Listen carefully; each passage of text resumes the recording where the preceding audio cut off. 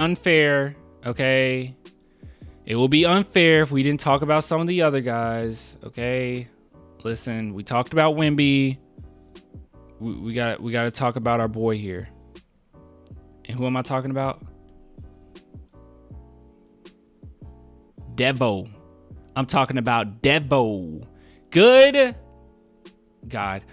So I think it was it Zach Collins that said it? It was either Zach Collins or Doug McDermott that said this, but they basically said that he hasn't missed a shot in the past 2 weeks. And before I thought they were being hyperbolic. Okay. Oh, that's cute. I think his first 2 misses came tonight. I think these were his first 2 misses over the course of the past year. Zach said it? Okay. Yeah, I'm pretty sure. Three. I said 2 misses. 3 misses. Sorry. I'm pretty sure these are the first 3 misses he's had. Yes, dude. 6 for 7. Dang, Vassell cracking threes like that. 6 for 7, man. He didn't even play the whole game. He only played 21 minutes. 6 for 7. It was ridiculous. I already said this, and a lot of people agree with this, that Vassell is really going to benefit from having Wemby. I think those two are going to be a nice 1-2 punch. But I'm getting convinced more and more and more and more. Only 2 games. Only 2 games. But I am getting convinced that maybe in the future, Devin possibly could be his second offensive option. If he can keep this up, his shot is so smooth. Even the misses were pretty. like the misses had shooting touch on it. It was so impressive. Not only his shooting stroke, but how he was making it happen. Like what we knew prior was when we had DeJounte Murray, is Devin Vassell is a heck of a catch and shooter. Like we all knew that. Like yeah, he can catch and shoot. Phenomenal 3-point shooter. That we knew that. As far as him creating his own shot, he could, but he would always go to the same move every single time, right? But now we kind of see something, okay? You know how DeJounte and Steven Jackson, which, to be fair, they've backed off. They haven't tripped about it, especially Steven Jackson. We're proud of him. But you know how they kept saying that the Spurs will hold you back or whatever. I truly do mean this with all due respect, okay? All right, Mark Jackson, all due respect. I truly do believe DeJounte Murray held back Devin Vassell. Now, hear me out. When Devin Vassell was playing with DeJounte Murray, he could only be a catch and shooter. Like, it wasn't enough. The usage rate for DeJounte was stupid high, substantially high. The highest has been in his career. It wasn't even this high with the Hawks, even though everyone praised him over at the Hawks. And the ball was always in his hands. The Spurs took on more of a traditional point guard type role, right? Like we give it to DeJounte, everyone get out of the way. He passed it out. He dished it out. You have Jakob Poeltl, who's more of just a rebounding defensive center, like really old school type basketball. Oh, he's attacking the mid range, blah, blah, blah, blah, blah. And one thing that we did not know about Devin Vassell, and you would not be able to tell just from these stats. You had to have seen the game. But I've been saying this since last season. His facilitation skills are top notch. We've always praised Lonnie Walker for the way that he can facilitate at the shooting guard position. And we've even sometimes speculated like, could Lonnie be a backup point, or could Lonnie run the offense at times? I am very convinced that Devin Vassell could do it. He could possibly be the third best guy you have taking the ball down the court. There's lots of different players on the team that can. Obviously, Trey Jones, Sohan, even Wemby, Blake Wesley, Malachi Branham. But I think Devin Vassell might be the third best facilitator on this team behind Sohan and Trey Jones. He is very impressive. He had a bullet pass to Wemby. As soon as he saw he was open, bullet. And I was like, hello, Manu? Who is this? It was really impressive. And he's quick, too. He is so fast. He's become faster. I think a lot of people are going to see this jump this season and say Devin Vassell made a phenomenal. Oh, my God, his jump is huge. MIP. But in my opinion, I think that he already made this jump. And unfortunately, since the Spurs weren't on national television because he was injured for a big chunk of last season, people didn't notice it. But that jump had already happened. Now we're just seeing a healthy Vassell, but that jump had already happened. So what I'm seeing thus far, at least in these first, or this game in particular, is a Devin Vassell that's exactly who I thought he was since last season. And I think we're just seeing him actually healthy. But on both ends of the court, he was great. 6 for 7 for 3, very impressive. And these weren't some of these shots were not easy shots. Okay, some of these weren't. Oh, Devin Vassell's just wide open. No. Some of he had the blinders badge on. Okay, it was pretty impressive. And defensively, he was great. He was really great. I really liked what I saw from Devin Vassell. Let's see. I'm happy to see all these different teams, young guys mesh together and make something special. Me too, man. Confidence through the roof. You talking about Devin Vassell? Shoot, he signed that contract. I bet his confidence is high. He was great, dude. He was great.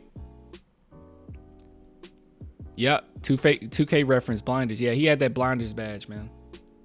He definitely did. He had guard up Hall of Fame and blinders, at least gold. I don't know. Let's see. Vassell is that dude. Very impressive. The funny thing about the whole Devin Vassell thing is I'm not seeing a ton of people talk about Devin Vassell on Twitter specifically. Mostly of what I've seen is just Wembanyama stuff, which is fair. Like, obviously he's Wemby, but I haven't seen a lot of people talk about Devin Vassell. I really do believe that he needs to get more love. And there were so many people, and not necessarily Spurs fans, okay? We all know we have those like contrarian Spurs fans that get on Twitter just to be controversial, and I don't even know if they believe what they say they believe. I have no idea. Their takes are so asinine. There's those people, but for the most part, Spurs fans did believe that Vassell deserved the money that he got, especially with the new CPA. I mean, it's a really team-friendly contract, but randoms had no idea who Devin Vassell was. They were like, wow, 5 years for this guy. But in actuality, like, we just didn't have a lot of attention on us. But I think that Vassell will be better than Baines, and Baines is a really good player. But I think Vassell's a better player than Baines. I think he's going to be a better player than Baines. I think at the end of the day, Baines is I don't want to like just compare players like this, but Baines is a role player, in my opinion. You guys can say I'm wrong. I know some people have compared him to Jalen Brunson. I don't think so. I think he's more of a role player. Devin Vassell could legitimately be a star. I'm convinced. Vassell has convinced me. I'm a believer now. I'm a believer. Devin has a way higher ceiling. Well, here's a question. Who do you guys think is better right now? Baines or Vassell? Because I think that's something that... Because the contract, I think, really is based on what he is right now, and also the idea that in the future he's going to outplay that contract. I think Devin Vassell is going to be worth more than what he is right now. Like, I think whatever he's getting paid, he's going to outplay it. And I can't even think of, when it comes to that contract, I can't even think of any Spurs players where the contract was too out of whack. Like, I know a lot of people bring up Pau Gasol, which that might be the only one. But at the time, the Pau Gasol pickup was a really good pickup. It was a really smart pickup. And he did play well for us. It's just that, like, by that last season, I mean, he just, all that stuff going on with Kawhi and stuff, and he just kind of got resorted to being a stretch big, which at that point is like, yeah, he's getting paid too much. Let me see, what was, out of curiosity, what was Pau Gasol's contract history?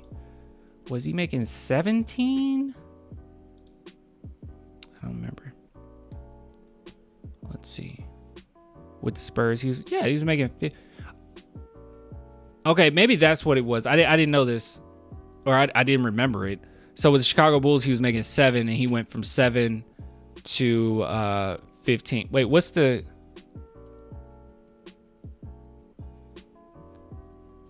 current US dollars adjusted for inflation? Okay, don't worry about that.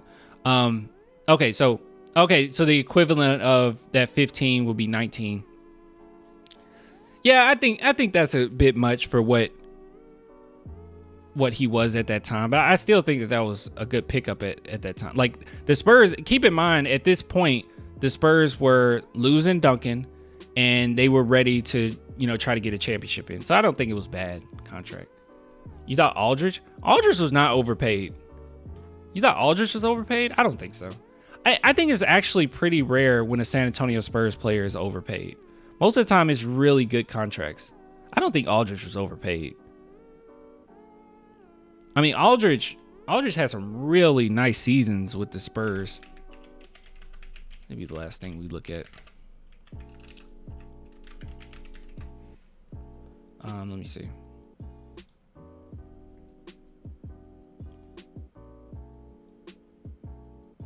Let's see here. All right, so yeah, we look at Aldridge here. See, average 18, and this is being a backup to Kawhi. Kawhi left his high and dry, and then he immediately averaged 23 points, which tied his career highest in points. Not bad. And then he averaged 21, and then nearly 19. Now, Aldridge is not overpaid, in my opinion. 51% or 500. Yeah, he was fine. Aldridge was fine. But anyways, all I was saying was I don't know how this got off topic. I'm sorry. Devin Vassell was definitely worth the money, and he is looking very impressive. Will he do this every single night? No, he won't do it every single night. But this was impressive, and that shooting stroke and the way that he's getting his points is awesome, and the way that he plays off of Wemby is really, really great too. So I'm excited to see what we're going to see from Devin Vassell soon.